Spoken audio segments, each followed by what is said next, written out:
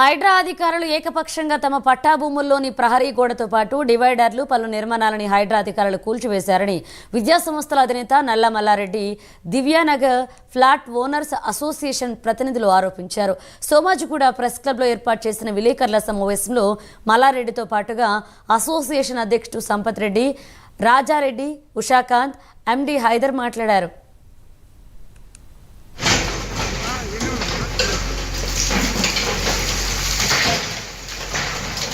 అక్రమమైన పని మా దగ్గర వచ్చి మా గోడలు కూల్చేసి మా పట్టా భూముల్ని కూడా దాని చుట్టూన నా ఇంటి చుట్టూన కాంపౌండర్లు కూర్చేసి వ్యవసాయ భూమి చుట్టూ కూర్చేసి తర్వాత అక్కడి నుంచి వచ్చి ఈ ప్లాట్ ఓనర్స్ అనేవాళ్ళు వాళ్ళు రక్షణ కోసం గుడిసెలేసి లేఅవుట్ క్యాన్సలేషన్ సందర్భంగా వాళ్ళు కష్టపడి కోట్లాది రూపాయలు ఖర్చు పెడితే అవి కూడా కూల్చేసి లాస్ట్కి నిన్నగాక మొన్న 26 సంవత్సరాలు కొట్లాడి నేను అయితే ప్రెసిడెంట్ ఆఫ్ ది అసోసియేషన్. మొదటి విషయం నా ప్రాపర్టీ, నా ఇల్లు గోడలు కూలేసి, నా ఇంటి కాంపౌండ్ వాల్స్ కూర్చేసిండ్రు, నా వ్యవసాయ భూమి గోడలు కూర్చేసిండ్రు. తర్వాత అట్లా 2-3 దిక్కుల అంటే దాదాపు కోట్లాది రూపాయలు నష్టం చేసిండ్రు.